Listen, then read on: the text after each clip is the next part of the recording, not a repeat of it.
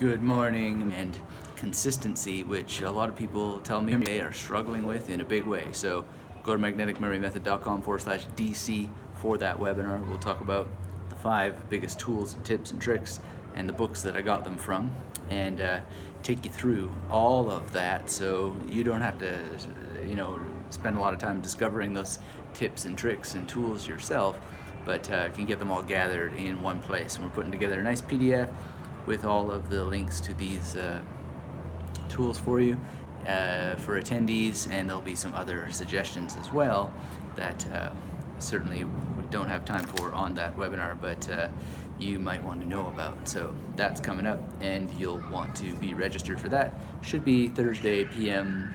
Time in North America, magneticmerrymethod.com/DC. And if you're joining us now, hit that thumbs up. Let me know about your memory state of affairs, where things are with your memory now, what you're doing, what you're thinking, where you are in the world, and hit that thumbs up. One of the things that inspired this particular webinar we're doing is an email I got from Larry about zillions of facts.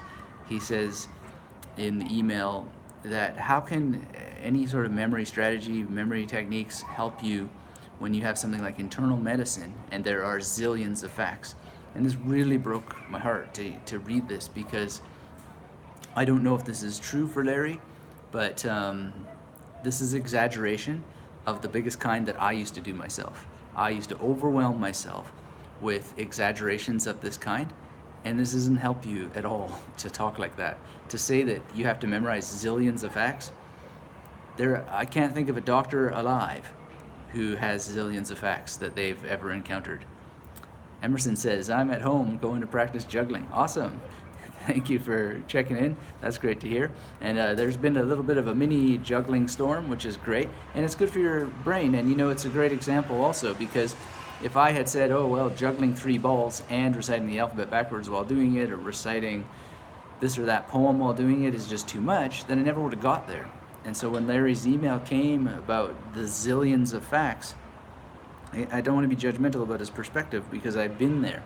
But that kind of exaggeration is giving you the kind of overwhelm that only you can give yourself. You can't be overwhelmed by the facts themselves, because they're just material in books, right? It's called anthropomorphism. And anthropomorphism is when you give external objects human characteristics, like animals, human characteristics, or books, human characteristics, and so forth. Like books, this book technically has thousands of facts in it, right? And if I were to say, well, I could never learn all of the stuff in this book because it has too many facts, then I would overwhelm myself from the get-go. And that would be really sad, because I got to read this book too, right? And there's a whole bunch of other books. And we often tell ourselves a story, and we exaggerate in the story in our language, which sets a metaphorical frame that makes it impossible for us to get the results we're looking for in life. And the only people who can do that to anybody is the self, right? And we want to overcome that. So discipline and consistency are tools that, if you can just change any exaggerations that you're making and then use a better story, then you can get those tools. And it's a very, very powerful thing. But you got to stop and start looking at your language that you're using, because that language itself can be the overwhelm. And so when people have a language to learn, or they have a subject that they want to master, or they want to learn a new musical instrument, or they have a task that is heavy on the brain and cognition and understanding, if you start to use language and tell a story that sets the game against you, you're going to be in trouble. You're going to be in trouble because you don't have the internal equipment for discipline and consistency. But if you tell a better story, then you're going to get there a lot quicker and a lot easier and have a lot more fun. And so that's what this webinar is all about at magneticmemoryMethod.com/discipline and consistency. If you're interested in that, get registered for it. It will give you the 5 biggest tips really that have helped me, the sources of them, and a bunch more. Because these are powerful tools. I suffered so much with depression and food disorder stuff, or food sensitivities, and everything under the sun. I had every story to tell about all the reasons why I couldn't. But I managed to, through mysterious twists and turns and adventures, to have a better story to tell and to get that discipline and consistency. And I knew about self-hypnosis. I knew about catching these stories as they happen. I knew about reframing the stories as they happen to tell a better one. And still to this day, those tools are helpful, because sometimes big and nasty and snarly, unexpected things happen, and you've got to be able to catch yourself and not fall into a tailspin and have things out of control. And they will if you say things like, well, zillions of problems and so forth. You're stacking the chips against yourself, and you want to be able to catch things and use the right words and be sensitive to the words that are already in play so you can redirect them. And when it comes to memory training, and if you're here now and you have any questions about memory training, this stuff matters. It's not just theory. It really matters. And the kind of person who comes into memory training and says, well, I need thousands of words in a language, they might want to think about that word thousands and be a bit more practical. Do you need 1,000 words, or do you need 850 words? And do you need them all at once, or can you start with 10 words, get those mastered, and then add another 10 words? Like, the number matters. And the difference between zillions and 10 can be extremely powerful. Because if you just can let go of the words you're using to explain what you feel and think is needed for the outcome, like internal medicine does, it's very unlikely that internal medicine has a zillion terms in it. Very unlikely, with all due respect to Larry, for writing that way, because I know where he's coming from. It's an emotional thing. But there's not a zillion terms to deal with there. And even if there were a zillion terms, you've got to learn them one at a time, right? So what use is it to let that metaphor destroy your courage, your confidence, and your planning, so that you can just say, okay, I got a zillion words to deal with. How am I going to deal with the first 10? Right? This is very, very important. It's very important. And it's kind of how I approach the whole thing of dealing with books. Oh my goodness, this book has 400 pages. You know, if I just sit there and focus on the fact that it has 400 pages, how about I just focus on the page I'm reading, right? And I say, today I'm going to read 10, or today I'm going to read 5, or whatever, and just focus on the pages that are going to get read, and not let the enormity of a number be a barrier towards getting progress. So if you're joining us, hit the thumbs up. Let me know where you are in the world, and make sure to get registered for this webinar at magneticmemorymethod.com/DC, so that you can learn these tools and more. And one of the biggest tools is to be very, very careful about the words that you're using, and words also mean numbers, so that you're not overwhelming yourself and you're the only one who can get a hold of this. And you just got to catch yourself.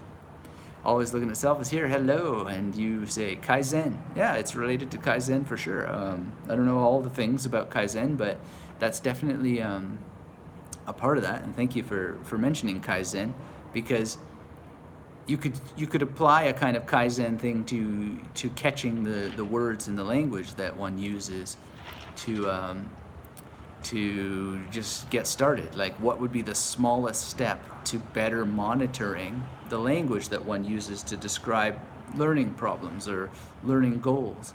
And you could say, well, all right, I did describe something very exaggeratedly, and I'm going to write it down, and I'm going to remind myself, do not exaggerate, right? And have a big thing on the mirror, do not exaggerate. That could be the first step to getting this sorted in your life if you're exaggerating things. Sorry, my finger is coming in the screen here. Emerson says, I saw a video where a doctor said in the title, 18-hour study days to graduate. I wonder if that is really necessary. Yeah, I don't know. I mean, it just seems that people spend a lot of time spinning their wheels and they're not really studying. And it's the same thing with anything. Like in business, there's a lot of little tasks that you actually don't even need to do. They're certainly not right now tasks, and they could be done at different times of day. And one of the things that I've learned is to understand your energy through the scope of a week and assign certain things to certain days so that you are bringing your best to the things that need your best energy. Like real creative things need Mondays and Tuesdays. I mean, that's not for everybody. You got to figure that out for yourself. Same thing with memory training. So in the master class, there's a video about how to figure out these different weekly patterns that you could do that harness your best energy. And it's really important that you know those things, and it's one of the benefits that masterclass members have is that deep thinking about where your energy can be applied and how best to figure yourself out, because this is a training that is devoted to you understanding the truth of your memory and using the ancient tradition of memory and the best innovations that have come through the years to have all the best ideas and then figure out how they apply to you.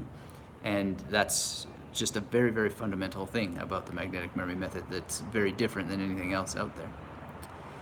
And it's meant to tackle, too, that thing where people are not spending 18-hour days cramming. You don't need to do this. I never did this, and I never did it, period, but I certainly never did it after I learned memory techniques.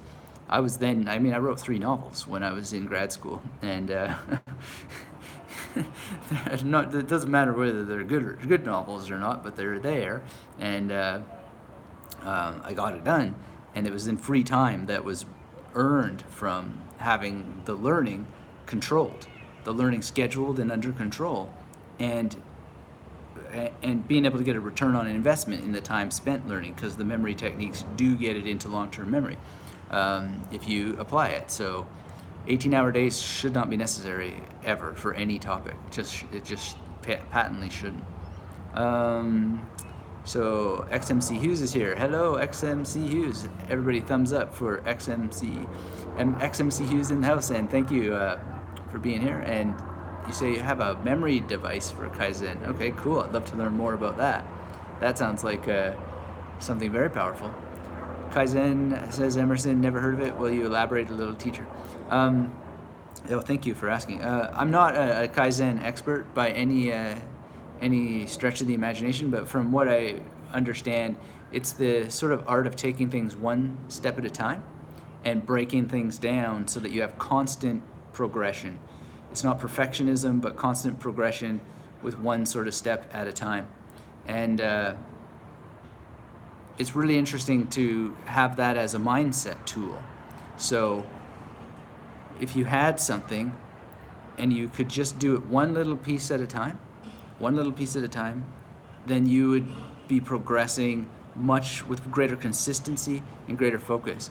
So I guess the Kaizen approach to, say, memorizing a poem would be to memorize it one word at a time and have a sort of schedule where you would say, okay, it's 9 a.m. I'm going to look at the first word or the first line of this poem. And in a way, to tell you the truth, memory techniques are always Kaizen, right? Because first you make your memory palace, test your memory palace, make sure it's tickety-boo, and then you start to encode the material, and you have to do it one line at a time. Like there's no way to Hoover vacuum entire masses of poetry. You do deal with it one line at a time, or in language, one word at a time, and then you learn to do entire phrases at a time. But you really want to know individual words. You want to at least have the skill of memorizing individual words before you tackle phrases.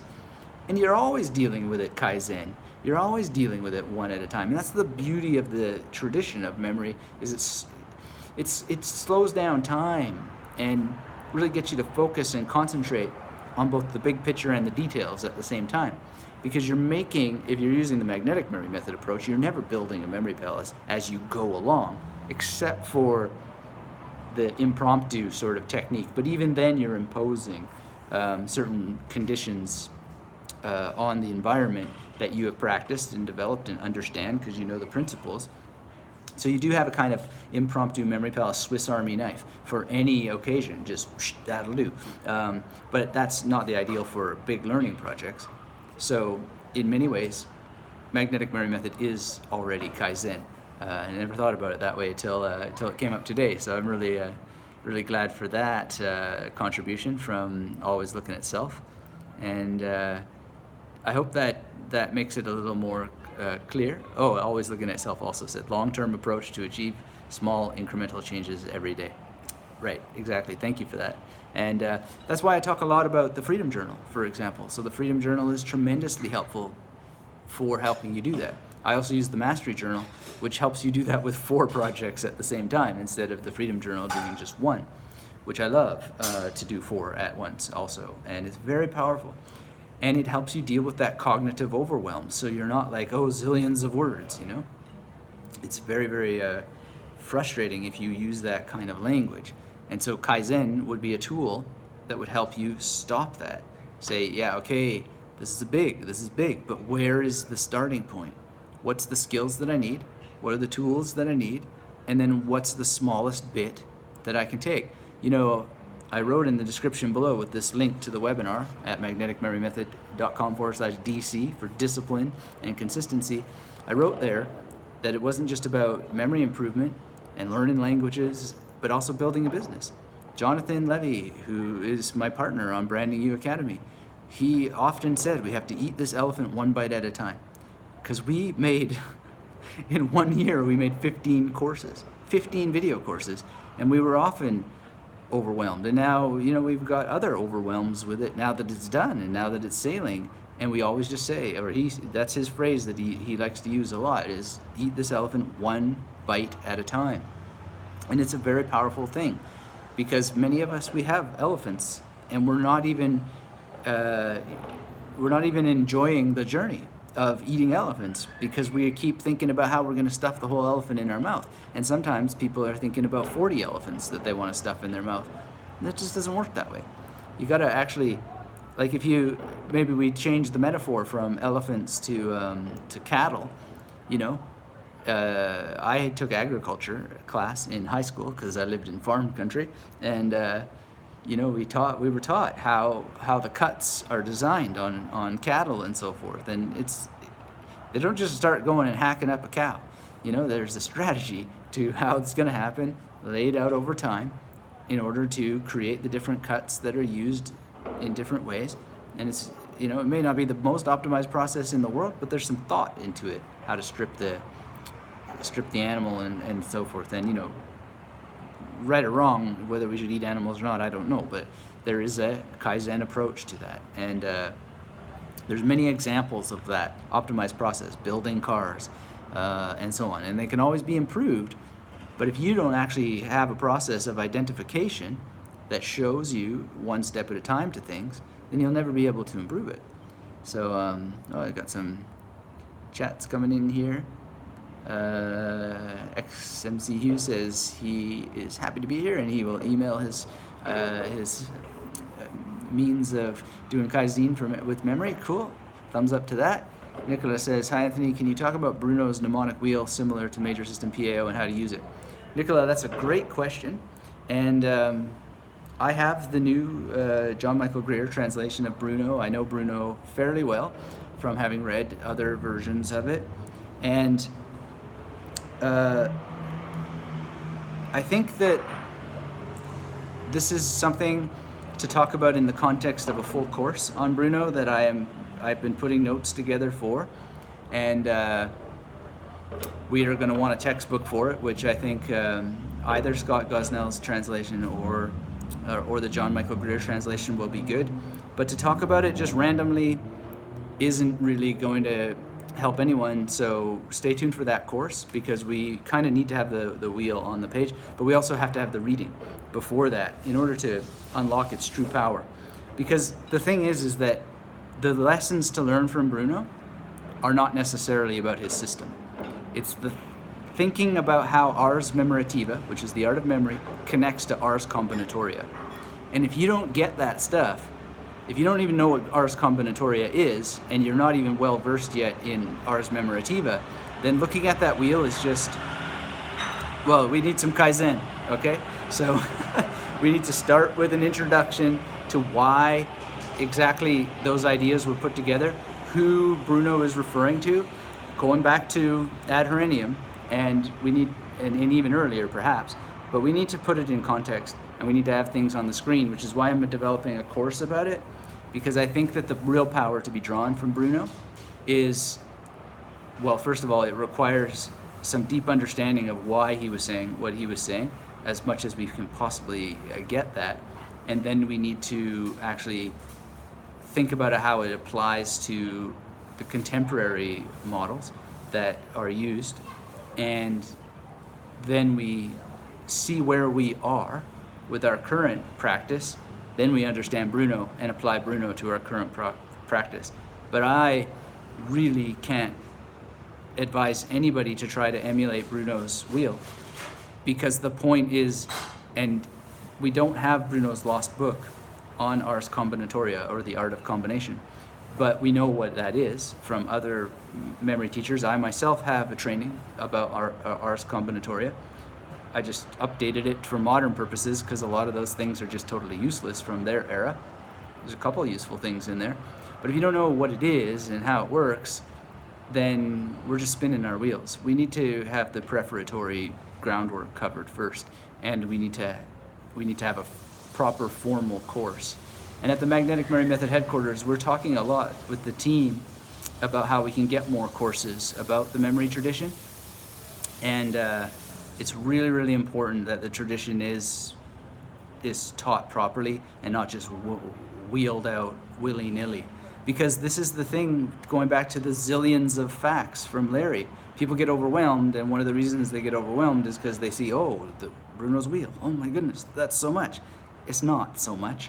And there's the understanding that guides your practice to create your own wheel, and you might not want to create a wheel. You might want to create a square. But if you don't know the foundations underlying this, what are you going to do? It's not going to help nearly as many people as it could unless it's framed in a formal course. So, but thank you, Nicola, for that question. And just to your question of how similar it is to the major and the PAO and so forth, it's got I mean, I don't think it's actually the earliest PAO that is preceded. And you can read Art of Memory by Francis Yates to find some of those predecessors. Or test the history. Mary Carruthers also. I was just talking with Lynn Kelly the other day. We had a nice chat. Made a graduation bonus for some of the masterclass students that are in a particular program that's coming up, or that will be in a particular program that's coming up. We're going to start having graduation bonuses to help the people, or to reward the people who are submitting homework that is just going to be great. And her graduation bonus is awesome. Like, people are asking, how do you make the Lucasa? Graduation bonus coming up with Lynn Kelly herself. So that's going to be awesome. But at the end of the day, and it's just sort of her story of what she did and how she did it, and some images of the Lucasa and so forth, but still very rewarding. At the end of the day, it's not how it's the PAO thing is just a matter of creating it and then understanding how it relates to your practice, and understanding what it is, how it's related to the outcomes that you're looking for. And how to use it is, we need to first know that you know what the major is, and that you have a 00 to 99. And then you want to refine your PAO over time. So that's quite important. And my PAO is improving all the time. Like, it's just constantly under evolution, and I love that about this. Maricella's here from McAllen. Hello, Maricella. I hope you got that food video, which I believe you did. Yeah. Now that I remember, and that was a great question about food, and it's the same sort of thing. It's not to deviate from just giving a straight answer about what I eat or don't eat, or how to do this or that. It's the goal to think better. It's the goal to think and to create your own decision parameters, so that nobody is getting anything more than knowledge. that guides their practice. And memory techniques are self-study. They will always be self-study, although I'm trying to make a group study option. And that's part of what these graduation bonuses are all about that I just mentioned. I'm not trying to, we are doing it. And it's really exciting to think about what that could be like, given the nature of the internet and what's possible, but to have an authentic classroom that reflects the realities of the self-study nature of memory training and brings in the best possibilities of interactivity and people getting questions answered based on what they're doing, what they've done, so that we limit this feeling of overwhelm because there's a path. And it's an interesting challenge because there are multiple paths that a person could take. And it's one of the horrifying things on the internet that I see all the time. People ask me, what about this memory training? What about this memory training? And a lot of those memory trainings are talking about systems, that they'll give you a system. And this is not real. It's not realistic. You build your own system. And that's why Bruno's wheel is not the fastest path. The fastest path is understanding this difference between someone else's system and you creating your own based on the foundational principles of what your memory really is, what it can be, because you understand and you have access to that kind of teaching. And so same thing with the diet and why I made the video I did for Maricella. Anybody can have a little picture of my food thing. It's got the most deadly foods that I don't eat. There's a 6-page document, and it's just absolutely useless to other people because those food sensitivities are indexed to my genetic makeup or my blood makeup and so forth. The reality is, and if you want to watch that video on foods that improve memory, the real truth, the reality is just as with memory, needing to tap into your makeup, your history of buildings that you've been in and pop culture that you're familiar with, same thing with your diet. You absolutely need to understand how your blood and your body, your bones, your joints, your muscle tissue, how all of you is reacting to those things that you're putting inside your body, not how it's doing it for somebody else. So it's really the most ethical answer I could give is that's how I came to that, and that's how you can come to it too. You don't have to take the tests that I took, but you'd be very wise to, because it would accelerate your progress in terms of doing those kinds of elimination diets and so forth. Same thing with Bruno. There's other people out there happy to tell you all kinds of things about how to create a Bruno wheel, but I think that they are deeply misguided in giving that kind of advice. You need to understand. You actually need to read the book from beginning to end. You need to understand that Bruno's book on the art of combination is lost to us. We know what that is, and you absolutely need the bigger picture. You need the bird's eye view, and then it'll guide your practice. There's no shortcuts on that one. Nicholas says, okay, thank you, I understand your point. I'm currently reading books that you've mentioned and trying to figure it out. Right, great. So just understand that we don't have what he wrote about Ars Combinatoria. You can read Ong on Ramus. That'll help build in some of the pieces. You can read the introduction to the John Michael Greer translation of On the Shadows of the Ideas. Read Scott Gosnell's translation, and really dive into it. And read Aristotle, read Ad Herennium, read it deeply. I don't know if you were on the webinar where we talked about Ad Herennium and my perspective on what's really said in there, the real memory training advice that's in there. But you need to read the tradition. You need to understand what Aristotle was saying in response to Plato. It really helps. It really helps. It certainly helped me. And sometimes people say, oh, Anthony, you talk about theory too much. Well, that's exactly right. Theory is what guides your practice. Larry writes to me, there's zillions of facts about internal medicine. Well, there are zillions of facts about memory techniques. There's zillions and zillions of people saying zillions and zillions of things, and it overwhelms people. And I find it's a blessing because it helps me help them, but I always point them to the foundations. Take training that is based on the tradition. and that has all the best of having talked to multiple memory athletes, having done a bit of competition myself, having these experiences, but not being competition oriented, which is useless for most people. Most people are never going to compete, and they get overwhelmed by all these facts. But you got to step back. You got to step back, and you've got to learn the foundational techniques, and then all those other ones, they're not confusing, they're not overwhelming anymore, because you'll be able to discern. You'll discern what is what in the world, because you'll have this context. This is what university is all about. This is why the Magnetic Memory Method Masterclass is essentially a university. I was a university professor for many years, a decade overall, when you add it all up. And some of those years were as assistant, TA, teaching assistant, but all the same. I was in the role of filling the gaps the professor didn't have time for. So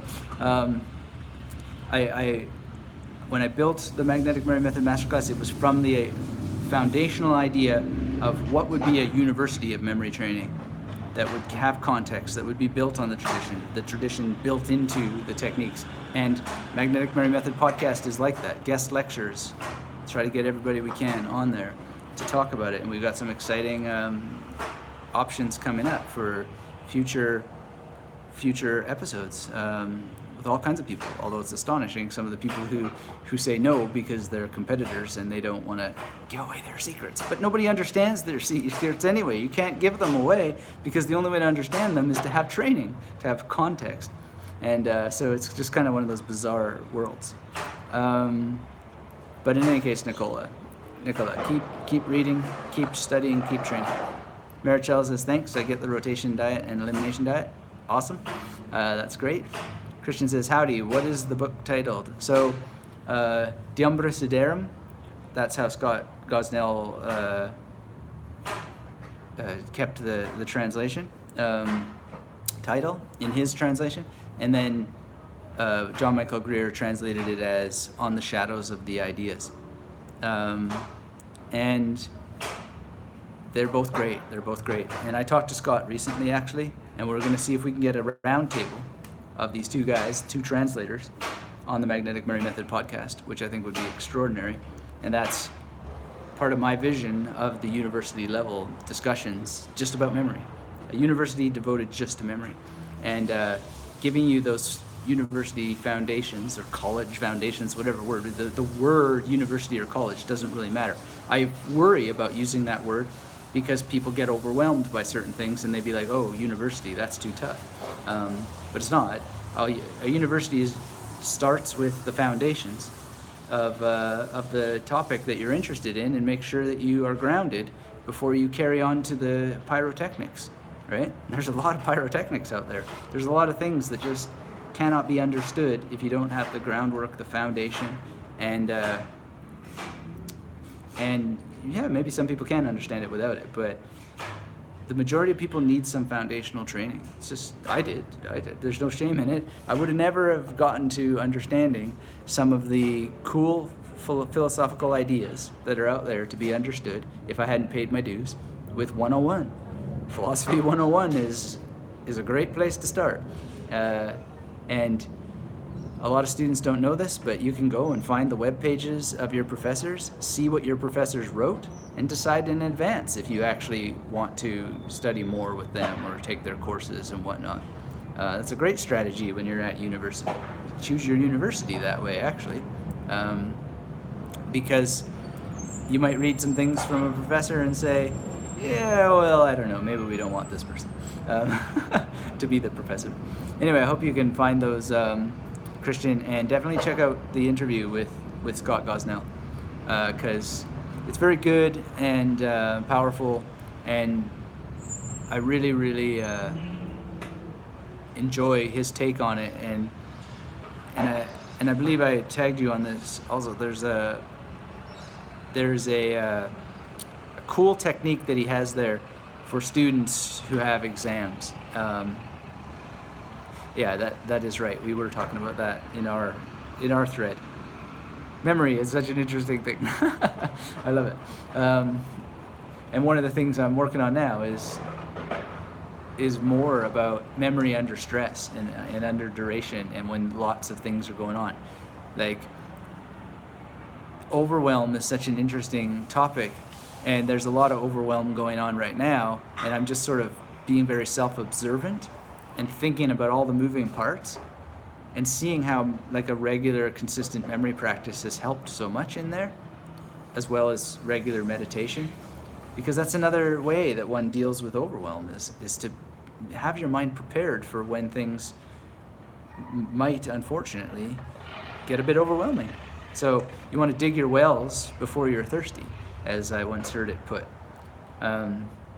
Because if you're not prepared, you can really get bowled over a lot more than you would if you were prepared. You can stand, or you better said, in the Bruce Lee sort of framing, you can bend like the grass in the wind and then pop back up, instead of some of those winds that are so destructive they throw trees at walls so that then crumble. That's kind of what McWhorter is talking about here in Doing Your Own Thing, which I recommend you read. I guess that's mirrored backwards, but it says Doing Your Own Thing, The Degradation of Language and Music.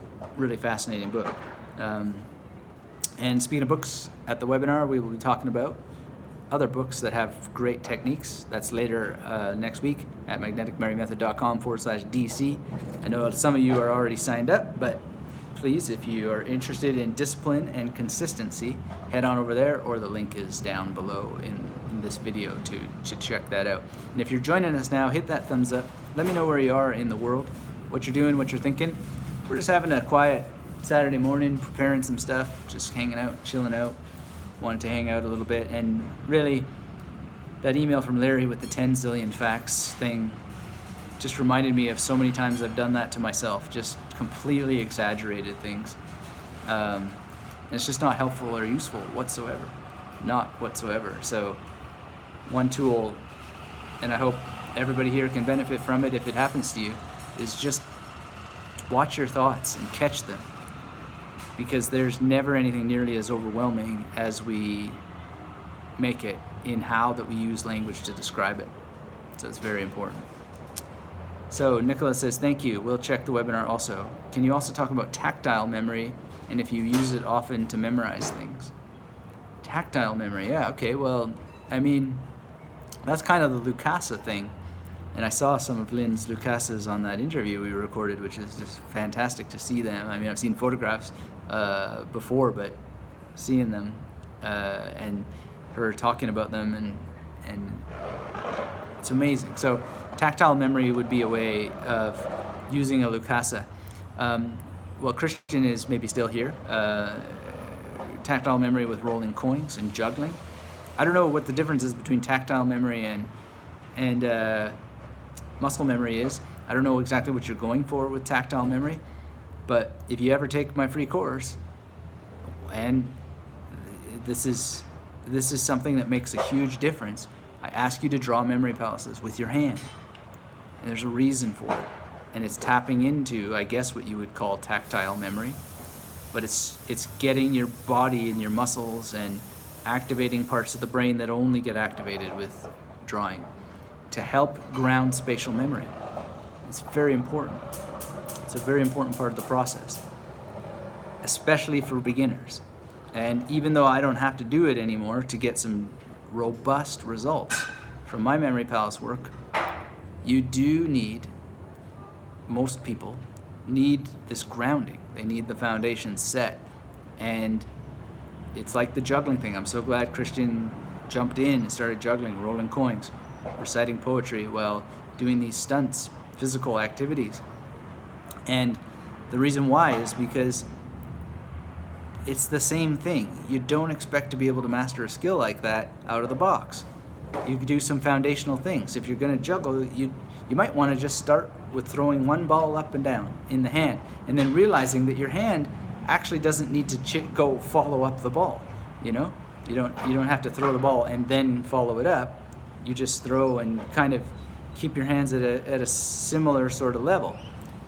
But you learn it by getting a foundation first, and then throwing two balls back and forth. Foundation first. Then you add third, and then your mind gets it. Your mind gets it. And that's what you want to do when drawing memory palaces, is help your mind get it, help your mind see it. So Sunil, who is one of the early magnetic memory method students, he recently released some VR software, or sorry, not VR software, but memory palace software that he's working on developing and so forth. And I told him, I don't want to discourage you, but like, why do you feel that there's this need for this? And he's going to be on the podcast. We're going to talk about it because I'm pretty intrigued by the whole thing.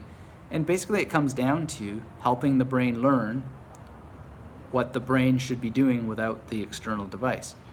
Now, I think there's a trap in the digital memory palace that I am willing to explore, not ways that it could not be a trap because of digital amnesia, digital dementia, and so forth. But we do know that some people do well with video game memory palaces and so forth. So there's no hard and fixed rules here. But there's also the 80-20 rule, where we could probably speculate that 80% of people are never going to make memory palaces based on video games or apps or whatever. They're going to need the foundational, to use that term, tactile memory. They're going to need things activated in that way in order for the brain to understand it. And the mental rotation involved in memory palaces is so easy. And some people just need to train to do it better, or train a little bit more than others. But the good thing about this is that you're going to get a benefit from doing it one way or the other. And it's just a small micro step towards doing it solo. But even to this day, I still draw the vast majority of my memory palaces because the advantages are so profound. They're profound in many ways, one of which is that you just reveal the weakness in the memory palace that if you try to build it in your mind, you won't see. You won't see it as clearly. So that's it's kind of like writing a book without an outline, right? You write the outline first so you can see the weaknesses in the draft, or you write a draft cold and then it's just filled with weaknesses from beginning to end, and it's almost like you got to rewrite the whole thing. I know, because I did this with my dissertation. I just didn't plan it out first, and that's not cool. There is a place for just jamming stuff out, freewheeling and so forth, but when it's something you want to get right the first time and not have to rewrite, then some planning is important. And especially with memory palaces, it's very, very important. And the reason why is because the primacy and the recency effect mean that we will tend to remember things that we did first and last better than the things in the middle. So if we are, in the free course, I don't go into all this because it's not necessary to know this in order for it to work for you. It's just one of those things, like follow the directions and you'll get the results without bogging people down with, well, the primacy effect and the recency effect and the spatial positioning or serial positioning effect, and some blah, blah, blah, blah, blah, blah, blah, blah. It's just, look, here's step 1, here's step 2, here's step 3, do it. It's just kind of saving a lot of time. If you're interested in all of that stuff, it's there. And then you got the von Rostroff effect and yada, yada, yada, yada. Like, this is just endless cool terms. But those terms can be overwhelming when you just want to get something done. So the quickest path to getting something done is finding the teachers who seem to know what they're talking about, and follow them. Sometimes cross-index it, ask other people, hey, does that dude know what he's talking about? And then still make your own decision. You're an adult, you're a mature learner, you can use your powers of discernment. This is your mind, it's not many mistakes going to happen. But we want the memory palace to be created as close to quote-unquote right the first time because of the primacy and the recency effect. Because you will remember the weaknesses that were there first if you don't draw it. And it's not tragic, it's not a big issue, but it is an advantage to just get it right the first time. And if you're not drawing it, I can't see any other way. And you could spend, with all due respect to all the people who want to build apps and have built apps for memory palaces and so forth, I just can't see it being anything but a losing gambit. The hours that it takes to populate software with a memory palace that you can do in 2 minutes with a piece of paper just doesn't make sense to me. And I don't think they'll ever streamline a process where more time than necessary is being dumped in the apps. And that's going to overwhelm a lot of people because the setup of the existing Memory Palace apps that I've seen is extraordinary, and it's too much time. It's too much time for what is going to be poor results, given the fact of digital amnesia and digital dementia, and that it's not actually developing real mental rotation skills that are as close to real as possible because of the benefits of material contact, tactile memory. So this is a long question, Nicola, or long answer to your short question, Nicola, but yes, you can use tactile memory or the tactile senses in extraordinary ways, and they're your best resource. You can go, I'll never forget, in the very beginning, a student that I had who was really struggling with the Memory Palace concept, and I said, well, why don't you just go around your home and touch the walls and figure out the journey that way? Results. So if it's too hard on your mind and it's too hard on paper, go touch the walls to figure it out. There's always a way.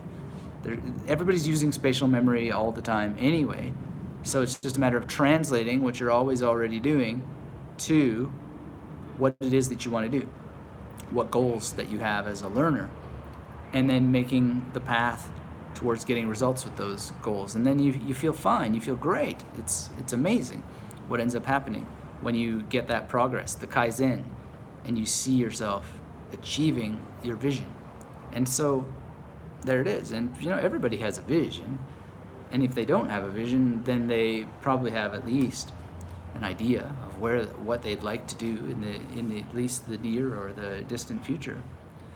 And so overwhelm is just a sad thing, and Larry's email today, like I said, just tears me apart in some sense, because that exaggeration that I note there is such a killer for so many people. It's more than putting the cart ahead of the horse.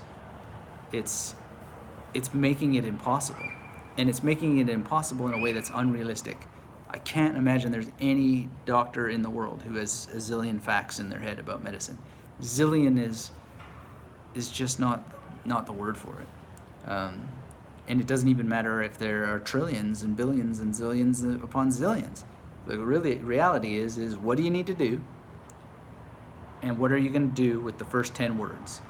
And once you got those, what about the next 10, right? You build the memory palaces to suit the outcome that you've carefully identified and that you have prepared yourself for, and you don't worry about things that can't ever be done by anybody and never will be done by anybody.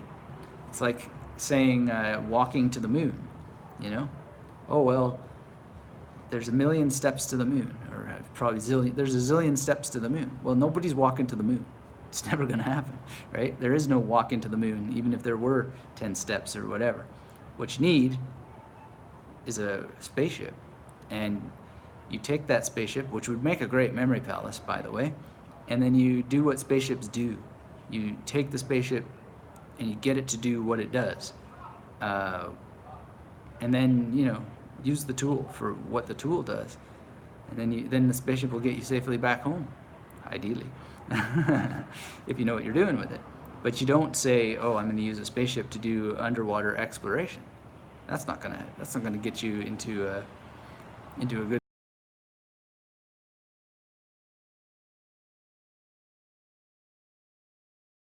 that they have for that. And you figure it out, but you don't say that you're going to use it to go a zillion miles under the surface of the ocean, when actually you only need to go 30 miles or whatever the case may be. So specificity matters. Specificity is one of the greatest tools. And nobody might know just how many medical facts there are for internal medicine, for example. Nobody might be able to give you that number, but it sure as hell isn't a zillion. And it certainly, even if it were, will be tackled 10 terms at a time or 1 term at a time.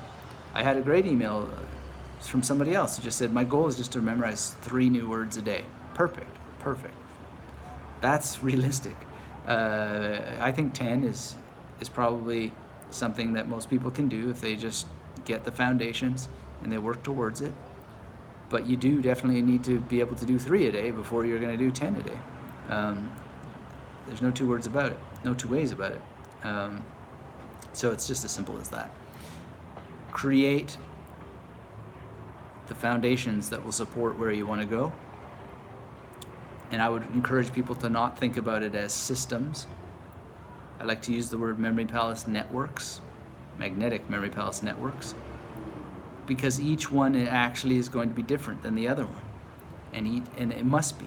Even if you do fancy tricks, reusing memory palaces in fancy ways, and there are some really cool, interesting ways to do it. Even if you do that, it's still not going to be the same memory palace. But you're never going to be able to do that if you can't even use normal memory palaces.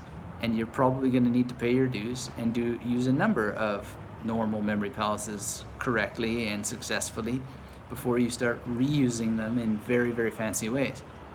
And it's not even really that necessary for most people, even if they have legitimately a zillion facts to do. But in any case, I stand to be corrected. Maybe there are doctors who have a zillion facts, and then they, well, Godspeed to them. I hope they find whatever it takes for them to have to do that. But we need to focus on using correct metaphors. So if you haven't already registered for the webinar at magneticmemorymethod.com/DC, please do so that you don't miss out. And we're going to have 5 very empowering tips and tricks and secrets that I'll unlock from the books that helped me the most get my PhD done, get a business going, and use my memory to keep showing up day after day. Kaizen. And it's more than Kaizen, though. It's planning and testing the plan. Because that's one of the problems that a lot of people have, is that they start plans that they haven't tested to see if they are true. And then what ends up happening is, if your test isn't true, you lead yourself into golden handcuffs. Sometimes that's called slave's luck. Wow, this worked, and here I am, and I hate it. So you want to test, and there's ways to test that we can talk about on the webinar, that you don't get into slave's luck, that you don't have golden handcuffs. And it's a really important part of what these resources I want to share on the webinar are all about. So XMC Hughes says, one thing folks can do throughout the day is to actively visualize the language they'll hear every conversation and create the habit. Good. That's really great. 老婆，给我水。Yeah, great point. Oh, 谢谢. Oh yeah. My favorite. 杯子. Flash. Mr. Memory here forgot to bring his water, but I wasn't actually intending to do such a long live stream right now. But some good questions came up, and this is always a wild adventure. We go where the winds take us. 谢谢. So yeah, great. I just would go back with XMC Hughes' comment again. One thing folks can do throughout the day is to actively visualize the language they hear every conversation and create the habit. Yeah, absolutely. And that kind of playing with things that you've heard and so forth, that's exactly what we're doing with memory techniques. Everything that I memorize, I'm going back and I hear it. I love to memorize oral things. I love to memorize things from books, but whenever possible, whatever's in the book, I try to get it heard, even if it's through my own mouth. So reading out loud is very important. Very powerful. It's a good habit, especially when you're in a moment where you can't focus or you're learning a language. But when I was doing my PhD and struggling to concentrate, reading out loud was a huge part of it. In any case, we want to really think these things through, so that we're using the best opportunities that we have to achieve our goals and understand discipline and consistency, because those are the ultimate tools for improving your memory. Because memory improvement, let's face it, is going to require some discipline and some consistency, and they are great discipline and consistency builders. Because if you make some of the decisions that I hope to help people make, in terms of have a big learning project, Don't get tied up in this memorizing of random lists and shopping lists. Yeah, that's great. It's got its place. I can't frown on it too much. But I always found it frustrating, and I still do to this day. Like, it's like every memory book just reads every other memory book, and the next thing you know, they're like, okay, so this is how the techniques work. Chicken, pencil, fence, sword. Like, this has no real world application. Nobody really memorizes random words like this. Or they talk about shopping lists. Well, the exception to the rule with shopping lists is in a foreign language, you know? So if you're gonna do that, do it with that, so that you're learning that language better. But really, I think we gotta take a step back, and we need to have a learning project and learn the memory techniques by using the techniques on the project that we wanna learn, because that'll give us quick victories that are meaningful. And that creates neurochemical change that gives us the consistency and the discipline to carry forward. And there's other aspects to it, but at the end of the day, I think that's what makes the difference for the majority of students, is they hear that message that I have put out there and wrote about to the fullest extent that I could, and have shared and made an essential part of the training, along with relaxation and so forth, that's missing from all the rest of the memory stuff out there, and the techniques to do it, like real meaningful relaxation. This is what the real foundations are so important for, and it's not theory. There's lots of information that can be overwhelming, and we need to have the foundations in place in order to have the discipline and the consistency to get where we need to go. And the internet is filled with all kinds of fancy, speedy things that dupe people into thinking that they can get shortcuts without laying the groundwork. But the reality is laying the groundwork is the shortcut. And it doesn't take that long to lay the groundwork. And, you know, I don't know, maybe there's something out there I haven't seen yet, but there's just too many people putting the cart before the horse. And there's so many people who could be doing so much better if someone would just say, no, let's get the foundations first. And then we'll move 1,000 miles an hour. And then we got to understand something I heard John Lee Dumas say the other day on one of his webinars. He's the guy who created the Freedom Journal and the Mastery Journal. He said, what does it matter if you're going 1,000 miles an hour if you're going in the wrong direction? Isn't that powerful? That's so powerful, and it's one of the things I had never heard that quote until he said it, but it's one of the things that I thought deeply about when I put together the magnetic memory method training. And the whole first thing is, what does it matter if you're really good at these techniques if you don't have a vision, if you don't have a learning project? What does it matter? I mean, we just celebrated at the beginning of this month the 6-year anniversary of how to learn and memorize German vocabulary. I could have wrote a generic memory book as my first book, but what was missing was a book dedicated to a particular outcome, and one that had been achieved. And I just wrote from the basis of that, and it helped and continues to help many German people, or people who are learning German, because of that connection to the goal, the using the memory techniques to accomplish an outcome, a goal. And because it's so tied, it's tethered, it's woven together with a legitimate outcome that isn't your shopping list or la-di-da, chicken, pencil, fence, and all sword and all that stuff lists. It's just like, hey, here's how the techniques work, here's some German. And then you get this quick victory, turns on the neurochemistry so that you have consistency and discipline because you're switched on. It's related.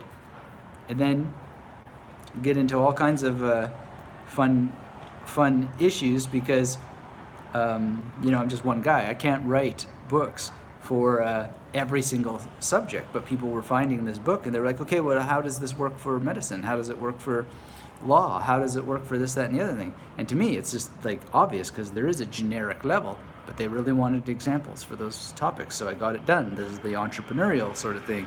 So how can we do this in a way that makes sense, that actually has some examples for those people, but doesn't overkill with the examples, because mnemonic examples are not the answer.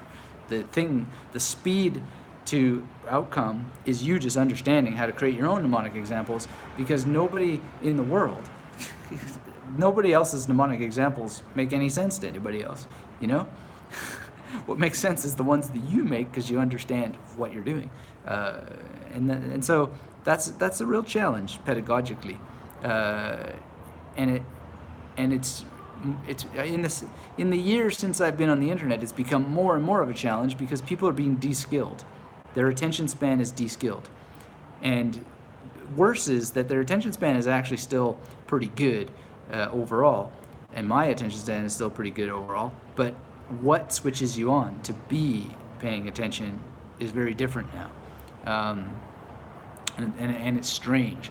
But the nature of the human brain hasn't actually changed in terms of what it needs to develop discipline, consistency, to actually understand topics.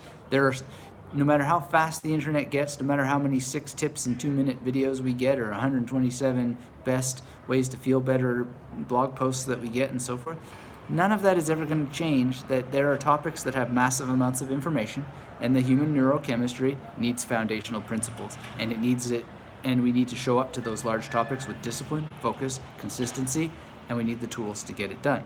So none of that is ever going to change. And we need, unless there's neural implants, which I do not want to be at the doctor getting my neural implants cleaned up from infections. I just don't want it. So hopefully I'll be long gone before any of that happens, or hopefully not. Maybe I live to 150, which I am planning to. But I just don't want to see this David Cronenberg kind of world. And if you've seen Videodrome and Existenz, you know what I'm talking about. Existenz, at least they have some antiseptic there, but this whole thing about inserting things into our bodies so that we could like remember stuff better is just unpalatable to me. And that may be because I watched too many Cronenberg movies when I was a kid. In any case, we're still here with our organic brain, and we're going to enjoy it as long as we can, as long as we have the tools to help us pay attention with discipline and focus to topics that are large over the long haul, but have these quick victories all the time so that we are motivated and engaged and keep going even when times get really tough. Keep coming back to it and keep doing it in a way that makes us feel good, makes us feel powerful, and makes us have a lot of fun. Because it is fun. That's the beautiful thing about the memory techniques. And again, Christian, I see a chat from you here. I really appreciate you showing with your own juggling and knuckle rolling and that cool box memory palace, showing how much fun it is, making it visual. I'm always racking my brains. How can I make it more visual? And I don't always know because I'm so cerebral, but that's really helpful. Amazingly helpful. So Nicola says, thank you for your long and detailed answer. About the diet, the blood test didn't really help until I kicked a lot more things out. What diets have you tried so far? Well, go watch that video at the blood test, because it's not about the diets that I've tried. It's the diet that I created through eliminating the foods that were harming me and making sure that the foods that aren't harming me are in rotation so that I can't build up resistance to them. Because that resistance will send the cells attacking my joints that causes the pain and actually causes the destruction of the joints, which would lead to being crippled. So I can list off all the foods, but that's useless information. The information that matters is the thinking. So I'm sorry to hear, Nicola, that you tried the blood test and the blood test didn't work as well for you. But then the question is, and if you watch that previous video, I explained very carefully that the blood test isn't a magic bullet. The blood test just gives you it lets you hit the ground running with the most likely foods to eliminate. But then you have to follow through with the due diligence of removing the foods yourself and testing over time. So, it's a food grid. And I'm going to make a course about this eventually. I think I'll call it the magnetic food grid, because there's a lot of things I added to it along the way. And various decision parameters and whatnot. So, yeah, it's really important to not talk about diet so much as your meal plan that you create. Christian says, we use taste memory in wine study. Ah, okay, I'd love to learn more about that. You're making me think of Maynard and Tool, that band, Tool. And Maynard has a wine thing. And it just a little side story, Christian. When I was in my last band that I had to quit because of my pain issues, I mean, it was a mutual agreement that, or a mutual understanding that there was no quick fix for what was happening to me, and they were on tour and they needed a reliable bass player while recording an album and so forth. But during that tour, I'd gotten us a agreement with Heavy Metal Wines, and we had 666 on the label as they have, and then we had the logo of the band called The Outside on the wine, and all across our tour we had these Heavy Metal Wines there, and it was amazing. It was a lot of fun. Just cool theatrical co-brand marketing experiment on tour with a band with Heavy Metal Wines. So I don't drink anymore, but sure enjoyed a lot of that Heavy Metal wine. Christian says, exactly, 1 ball figure 8. I can do 1 and 2 invisible balls through memory. Nice. Yeah. Anyway, I think for so many people, they're suffering with overwhelm. I think the solution is closer than it seems, and it's really, really important to pay attention to the words that you use to describe the frustration, because there's no enemy bigger than oneself. And we have this shadow, as it's often called, in some of the psychoanalysis world, where there's William S. Burroughs said that there's in each person a parasite who is gnawing away and not at all doing so in the interests of the person, the shadow. But I believe you can find that, and first you understand it, then you direct its energy, and then you expel it. And that's its own process of study.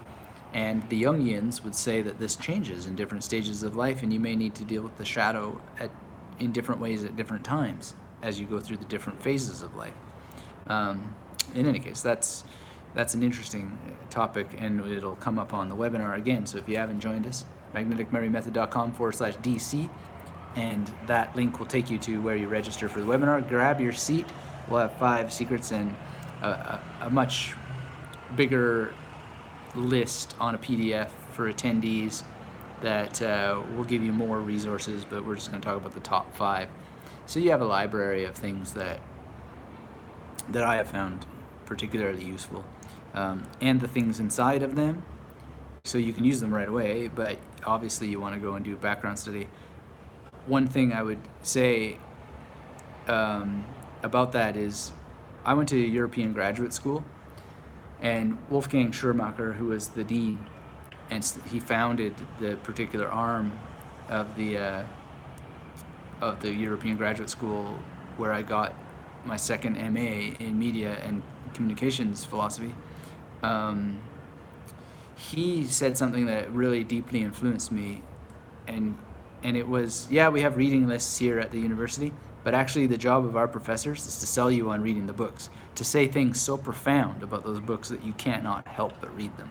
And I thought that was a really interesting approach. So instead of requiring that you read the books before you go to the lecture, it's the job of the lecturer to make those books so exciting and, that you want to go and read them. You can't stop yourself from going and reading them. And I've always kind of thought about that and taught that way ever since. Because you never know who's going to read stuff when they show up at your lectures. So why not design your lectures in such a way that you can connect with the students and teach them some good stuff, regardless of whether they've read it or not. And I think Wolfgang was dead on with that.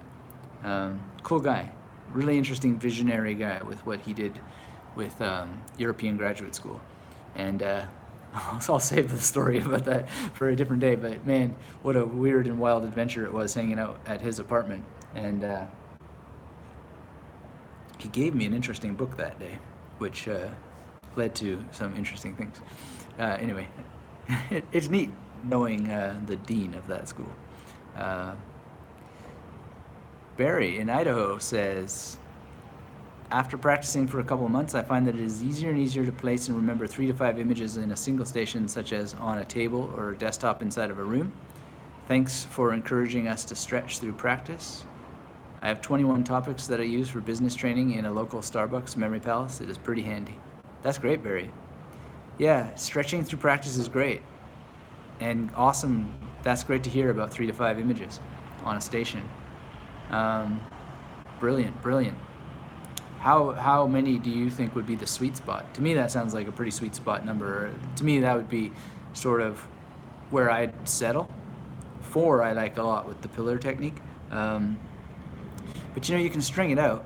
And then, of course, we can give a number to the images, but when I look right there, and I think Mana Eva He Samsarem, so Mana Eva He Samsarem, like is it 4? Is it 6? How many is it, right? And then if I look right in front of me with what's there, Chittam Shunyam Na Sandeha, Chittam Shunyam Na Sandeha, like whatever. Like at some level, sometimes the number doesn't matter, but it depends on what you're memorizing. So that's interesting. That's an interesting thing to think about. So Barry says 3 to 5 is working pretty well for me right now. Awesome. Well, I'm just curious if you care to share what it is that you're memorizing. 21 topics business training in a local Starbucks. Cool. So it's like terminology or I imagine there's maybe numbers involved. Anyway, very cool results. Awesome. Tina's here from Indianapolis, ex-Bluebells. All right. Oh, I was thinking about you yesterday. I was like, I wonder if ex-Bluebells will be here and I will be able to remember if it was Tina or not, because I was thinking it was Tina. Revisiting there, but well, it reminds me of the last business meeting I was at, and I memorized everybody's name, and I asked them to say what their superpower was. I introduced them by name and said, hey Martin, what's your superpower? And then when they got to me, I said, my superpower is I steal you of your opportunity to introduce yourself by name. So Tina, you just did that today. But in any case, good to see you. Barry says, I train almost each week on the principles of business networking. Awesome. Oh yeah, I have a good friend here named Jenny Gorman who does a lot of business networking, and she goes deep into the business networking world and has a cool YouTube channel with some networking stuff and masterminding stuff for business. So she has a book called Awesome Authenticity, and you might want to check that out. She's also into something called net weaving, which is networking 2.0. I don't know that much about it, but it sounds quite interesting. I don't even know what the distinct difference is, but this is the point. The words we use matter, right? So networking and net weaving, they have a different feel, and even if they're not that distinctly different in terms of the business process that's going on there, they certainly must be, because networking and net weaving just are so different. So the words matter. Getting back to our topic today of the words we use to overwhelm ourselves, like zillions of facts. So if you are struggling with overwhelm and you just want to get down to discipline and consistency and never have overwhelm, or at least know it when you see it and not get caught up in it, or escape its ugly jaws before it starts to get on your neck and make life hell for you, then this webinar is going to help you at magneticmemorymethod.com/DC, discipline and consistency. So, and that's also going to lead to all kinds of confidence and courage and creativity as well, because your mind will be less stressed out. And the link is below also. And so rock on, guys. Rock on, everybody. Thanks for being here. If you got any questions you want to type in briefly, I'm going to go and keep on reading Doing Your Own Thing by John McWhorter, who is really cool. Actually, I'm glad I found this book. Very, very interesting and compelling. Hope you have something cool that you are reading now. If you are, let me know. Let me know either now, briefly, or in the next few seconds, or let me know in the chat if you're watching the replay. And if you're here now or watching the replay, hit that thumbs up. If you're not subscribed to this channel, get subscribed. And we're going to do this webinar at the end of next week. magneticmeriemethod.com/DC should be Thursday evening for most people in North America. I know these are not timed that well for people in Europe, and I'm sorry about that. It's kind of a health thing for me, and I try not to do these things during evenings, although maybe in the future that will be possible. But at the moment, I still like to come at things with my best energy, fresh in the morning, and that seems to work out nicely for the North American time zone. But we'll see what can be possible in the future for the European time zone. X Bluebell says, reading Seneca's letters, highly recommended. Awesome, I love that. I need to read that myself, Seneca. There's there's a guy named James Clear, and he gave an interesting piece of advice. I don't think it's a true piece of advice, but it's an interesting piece of advice just to think about. To think about having your mind as a decision parameter that may be useful for you, especially if you haven't done it. The one reason why I don't find it 100% useful is because I think we all need to stay on top of the trends, and it's very good to stay up on trends, what's happening now. But he said one should focus on books that are at least 100 years old and still well known. Something to that effect. And so Seneca would be one. Like, there's a reason why it has stood the test of time. And so the books, like some of the books actually we'll be talking about on this webinar at this address, /DC on my website. Some of those books, well, one of them has definitely been around for a long time. And it's so easy to read. It's not one of those old books where you're like, oh my God, this is in a completely different language, I can't get it. You can get it because it's so easy to read and it's so profound what it can do for you. And it actually is the kind of book that you're probably gonna want to come back to. Anyway, James Clear said that, and I only have one little finicky beef with it, which is that intelligent people, mature learners, also need to be reading new books that are coming out. Even if those books are going to be proven completely wrong and thrown to the wind, we need a sense of genealogy. We need a sense of what's happening now and how it connects to what we know from the old books. And if we don't have both, then we can't even really judge the new books that come along. So I know James Clear has a list of the books that he recommends, and I haven't read every single one of them, but lists of books by other people are really, really great. There's actually a book where a guy looked at the libraries of I've never read it, but I should try and track it down. And if anybody finds it, let me know. But he went and looked at the libraries of really, really successful people and found out what it was that they read.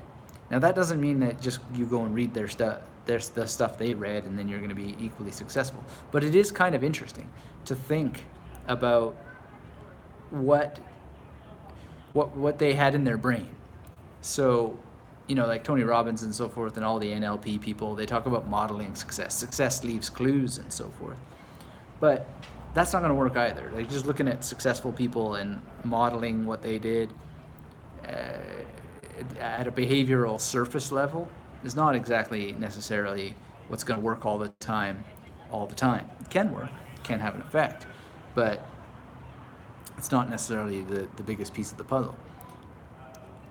But maybe knowing what they had read as well would be interesting if you were going to model their behavior, so you're more properly equipped with what they had in their head to create the decision parameters that they were able to draw upon, either consciously or subconsciously. And it's possible that still would not really work, because those circumstances that you will have in your life and that we have in our lives will never be the same as what they had, even though there may be strong parallels. because it's just, the world is different, and yet it's the same in many ways. So in any case, that'd be interesting to have a look at. There's another book too, actually, that comes to mind now called Marginalia, which I'd read in university, and it was all about some of the notes that people had placed in the margins. So they would find a book in a library, and there'd be a scribble note here, and then they'd figure out who it was that had written that note in this book, and then you'd get a sense of like what Coleridge had thought about Milton or whatever in his Marginalia, of what he'd written in the margins about it. Anyway, I'm not sure that that was an example in the book, but it was fascinating. Really, the things you find in university libraries are so wonderful, especially when you can read like The Flash. Anyway, good times, good times. Thank you everybody for, oh, Barry's here. He says, reading Phil Chambers' book, How to Train Your Memory. Good on you. Phil Chambers is awesome. I've had a chance to speak with him several times, met him in person, and he's going to be creating one of the graduation bonuses for the program I'm putting together, and we got a whole bunch of them coming up. I can't wait for that evolution of the magnetic memory method training, where the graduation bonuses will roll out. So we're working on that, and lots to do. Busy times, but great times. Not busy in the oppressive way, but busy in the potential way, which is how we want things to be. And great things yet to come. So thanks everybody. I don't know if you saw the last blog post over at magneticmemorymethod.com. If not, definitely check it out. I think it'll help you out, help you get a bird's eye view of things. It's talking about this theme of overwhelm, because there is a ton of overwhelm. And part of the overwhelm in the memory training world is that there are all these terms: Roman room, journey method, linking method, pegging method, etc., etc. And what a lot of people don't know is that so many of those terms are actually the different terms for the same thing. And you may have your own thoughts and ideas about this, and I'd love to see them in the comments over there on the blog. But the important thing to understand is that they're all spatial, no matter what, whether it's pegging or linking or using acronyms. It doesn't matter what the technique is. I've yet to think of a memory technique or look at a memory technique or use a memory technique that isn't somehow spatial. And so as I write on that page there, Megaston Topos Apentagar Kori, which is what Thales said, which is that space is ultimate because it contains all things. And every memory technique you use is contained in space. It's contained in space in multiple ways, actually, including the chemical space of your brain, because your brain is, it's this thing, and everything that you know is somewhere inside of there. Maybe it's over here, maybe it's over here, maybe it's both those places, right? And there's a neural network connecting them. In fact, that's pretty much how it works, right? And the neural networks may be incredibly complicated, but at the end of the day, all things are in space. And when you understand that about memory techniques, and you really get your Memory Palace foundation rocking and rolling, and then you see the spatial elements in all the other techniques, 00 to 99 is a spatial memory technique, right? And it's very important to do this. Sahil says, hey, how to apply on organic chemistry? I think that you've asked this before, and I always say, give me a specific example. Organic chemistry is just too big of an example. So meet me halfway and throw something at me, and we'll create a mnemonic, magnetic imagery example for you. But just throwing out something that contains zillions of facts isn't the way to get a response. And repeating the question over and over again isn't a way to get a response either. I shot a video about learned helplessness, and we're really sort of in a battle right now. Like, Quora is such a strange place where people are encouraged to be engaged in acts of learned helplessness, when what we need is not Quora, but we need Feynman technique, a place where people can post, hey, I had this question, and here's what I did to answer it myself. Actually, that's called a blog. And if you want to go to magneticmemory.com, we have a blog about how I solved for myself. And it's the most recent one from last week. This a deep understanding of memory techniques that made all the memory techniques much more powerful because of understanding the spatial element in them all, of them all, and by all rights, anybody who's read the tradition knows that it's in the earliest texts that we have there. And I read it and I was deeply affected by it and made it a profound part of my practice. And it's so useful, and it's getting more and more useful all the time. So that's there, and it's a long post, and I don't think my posts are getting any shorter. I don't believe in short content. I really think it's a destructive thing that's happened. The snippetization of knowledge is not going in a good place, I don't think. Because certainly with what we talk about, it's not going in a good place. Yes, there are some things where I just need to know where to click a button, and I want that video to just say, hey, you need to click this button. Done. Don't need 4 hours of throat clearing. Don't need, hey guys, welcome to my channel. Oh, and by the way, I just got a new cat, and yada, yada, yada. No, it's like, hey, you're trying to use Photopea or Photoshop or whatever tool you're using, and you need to find curves. It's here. Ding, dang, dong. Like, there's a place for that. But that is happening also to knowledge. And with speech search and so forth, and some of the search engines wanting to show just one result, well, people don't want one result, and it's never going to help them because the computers don't know. Computers cannot make these proper decisions about what human knowledge is. You need to browse, you need to have multiple results, and we're getting rid of writing too soon. And yet at the same time, we're encouraged to make these long posts so that Google can now wheedle it down to one search result. It doesn't make sense what they're aiming for. Unless there's a conspiracy. No, I don't think there's a conspiracy, but there's certainly a trend towards maximizing the return on investment of advertising. And short content is exploiting the human weakness of just wanting quick answers when there are no quick answers. And there are no quick answers coming. So be prepared for long content if you want to actually have an attention span, if you actually want to have a brain that's worth having, and find the people that you can tolerate listening to. And there's people I can and I can't. And sometimes I got to pay them their due, like Dave Rubin. I couldn't listen to the guy for a while. But then I started to just pay him his due, and now I wouldn't say I'm 100% like huge fan, but I've come to understand what it is he's trying to do, and I never would have understood it if I didn't submit myself to that. And so multiple exposure is needed, but we're being trained to like things within seconds or dislike it. People are sharing things they haven't even read, It's like, hey, click share and all that stuff, and that's important. There's a place for that, but maybe read it first. It's weird, but this is what John McWhorter is talking about in this book, and I highly recommend. I mean, I haven't read the whole thing, but I'm sharing it before I finish reading it. Oh my God, I'm guilty too.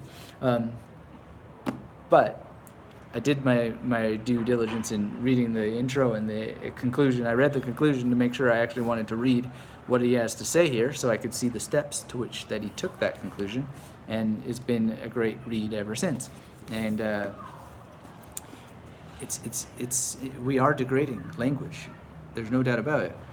And I'm not opposed to change whatsoever. I'm not opposed to emojis whatsoever, or shortcut language and the new abbreviations. None of that bothers me.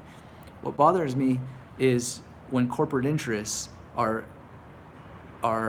exploiting the human savannah heritage of wanting quick solutions in the moment, when actually what we need is to build foundations that last for life, because humans still have a very, very deep survival-based brain, and it will take shortcuts that are not at all good for it if it's going to learn to have real skills of survival. And so If you haven't read the memory code and you're not convinced that memory training is so key to human survival, read the memory code. It's a very important book. Very important book.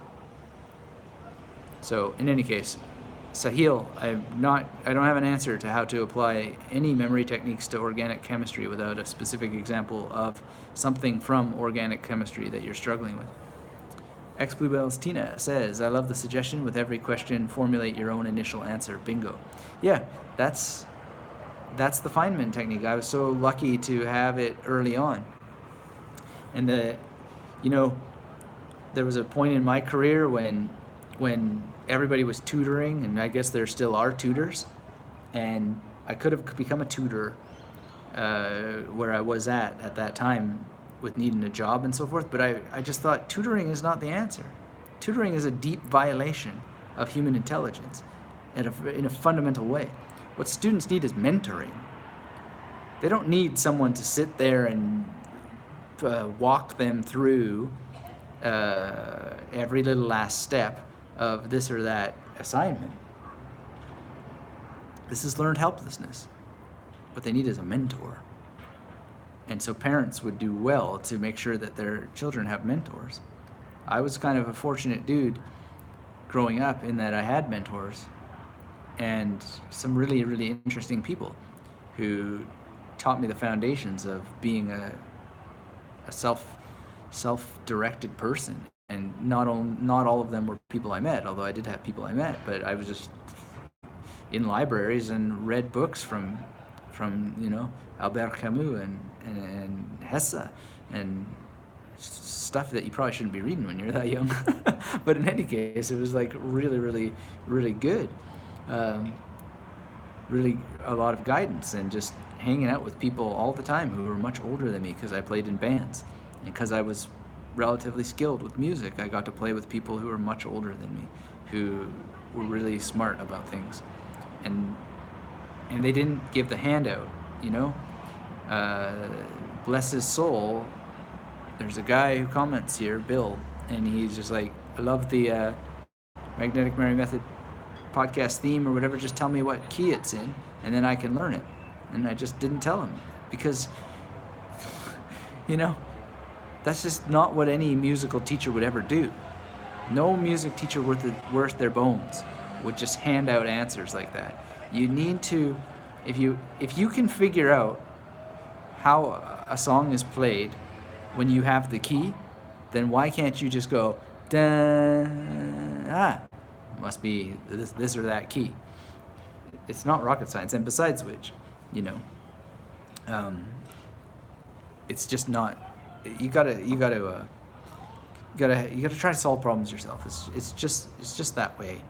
When especially with memory techniques, when it's happening in your head, you need your own internal resources. No one can feed you enough. There's never enough mnemonic techniques there's never enough mnemonic examples under the sun to satisfy that need for examples, except for creating your own, understanding the techniques. See it again and again and again.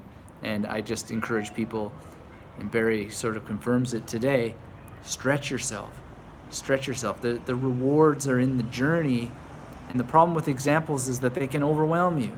And there's books that, like for Japanese and for Chinese, that are filled with mnemonic examples that I'm surprised they're so popular. They're a deviation from the skill. They're a deviation from the. They don't even teach the skill. They're just like, hey, this is a cool image that you can have for this Chinese character, or hey, this is a cool thing you can have for this word. It's like, yeah, you can have it, but it doesn't mean it's going to work for you. And then they get overwhelmed. So there's zillions of, not that there probably aren't zillions, that's a big number, but there's so many websites with mnemonic examples, and they're all fraud if you ask me. You want to limit the amount of mnemonic examples and encourage people to get out of examples and create the mnemonics. Without that, you're lost. So, and then the problem is that I do give too many mnemonic examples, and people don't see it. They're blind to it because it doesn't relate to them, and that's understandable to an extent. But you would see how it relates to you if you had the foundation. if you had the foundational training. So it's not really a chicken and the egg thing. It's more of a, do you have a goal? And do you know which memory techniques are going to be the best for that? And do you have the ultimate technique of all, which is the memory palace? And always will be, because of the nature of the human brain, which is in space. Memory is encased in there, in the chemicals, or produced by the chemicals of the brain. And Thales had it right all those thousands of years ago. Megason topos apanthagar kori. Space is ultimate because it contains all things. And all memory takes place in space. All information takes place in space. And this webinar takes place in space at magneticmemorymethod.com/DC. And it's all about the discipline and consistency to just finally get these techniques working for you. Because there's no mystery to the techniques if you're on the journey.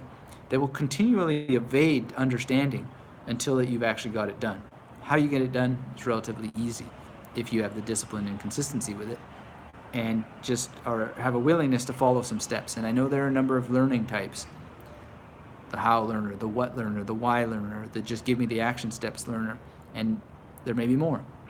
I was speaking with an educational consultant actually earlier this week named Lindsay Kirsch, and we were talking about this and the snippetization of knowledge. And it's just a real delicate balance, because the technology is letting us do so much.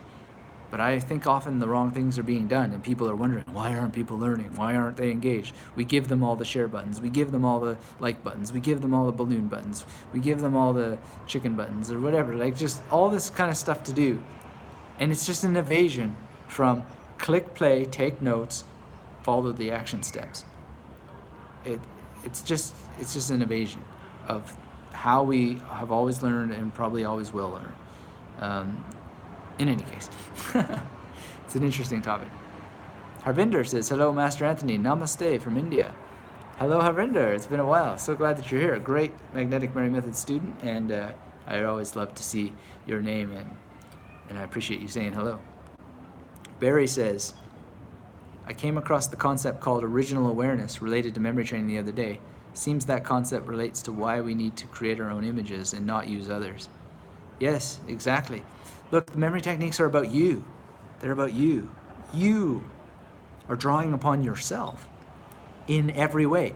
Why? Because where is the information that you need to learn appearing? Is it appearing in this book? No, my friends. It's not appearing in this book. It appears to be appearing in this book. But where it's really appearing, and I mean really appearing, is not in this book at all. It's appearing in your neurochemistry. That's the only place that any of this is happening, in your neurochemistry. And so, yes, there is a real thing called a book. It's real. You can hear it. Hello, book. And all these words here, there's real ink on the page.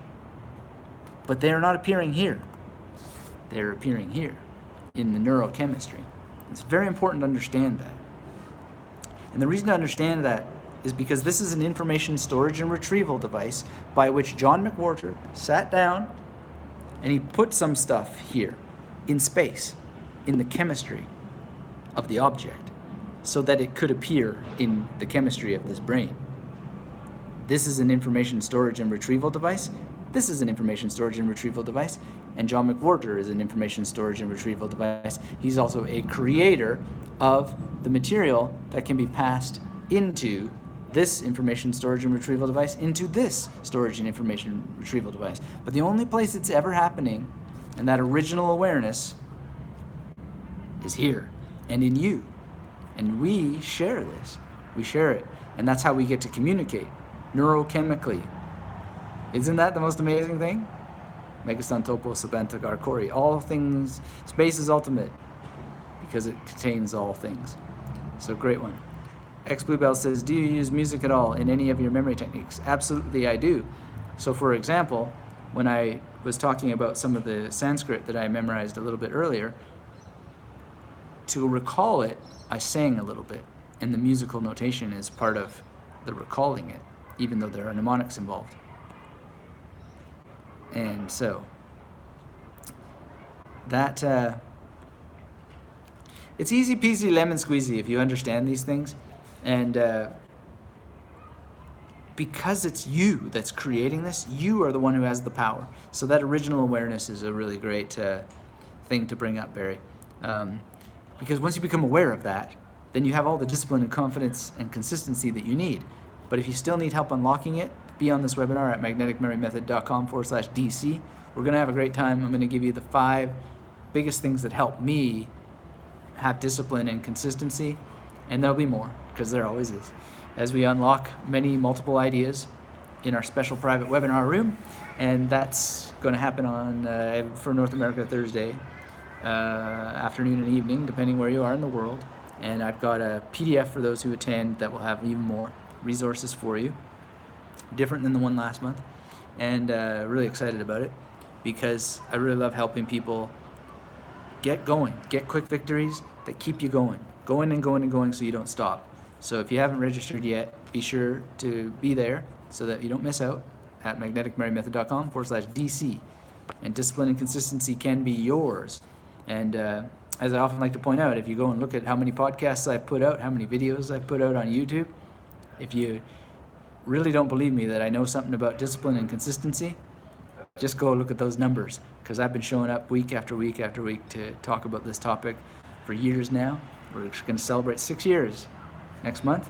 So if you have any doubts that I know a little bit about discipline and consistency and might have some books that you might want to read and some secrets from those books that you might want to know about, then all the evidence in the world is there for you on magneticmemorymethod.com, here on this YouTube channel, and other places on the net. So thanks everybody for being here today. I really appreciate it. Hit that thumbs up if you haven't already, and come back to the replay if you like, and go to magneticmemorymethod.com/DC. And if you want to know more about why space is so important to understanding memorization techniques, go visit magneticmemorymethod.com for the blog.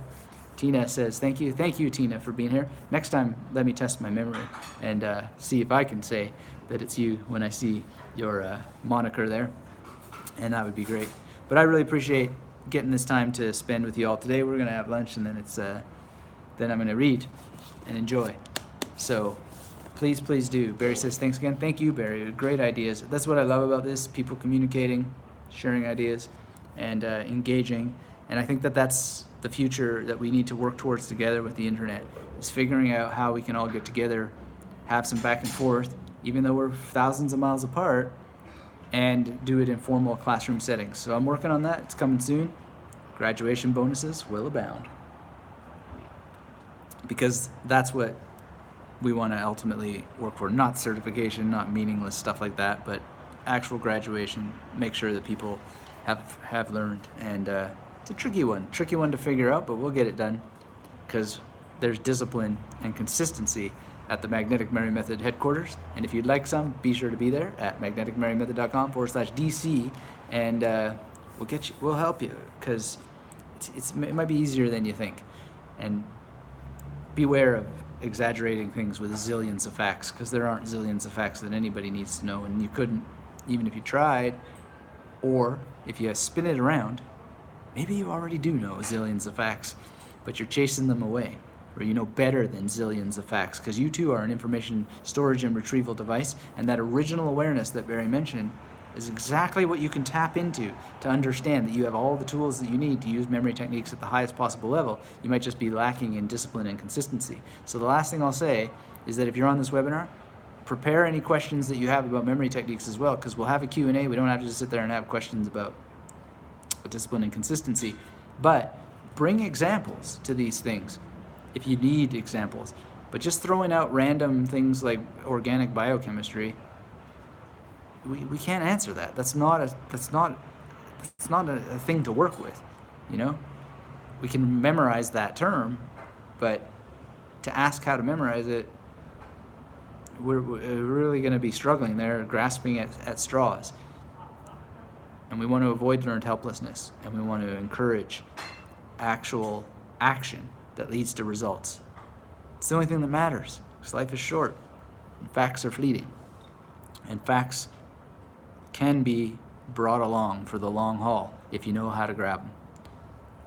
Peggy's here, says, wish I could have been here from the start. Good to know a replay is available. Yeah, YouTube replay, but this will have no replay. So if you want this, make sure you're registered and that you show up, because these private webinars do not have replays at magneticmarymethod.com/DC for discipline and consistency. But great to see you here, Peggy. And Peggy's a great example of someone taking action.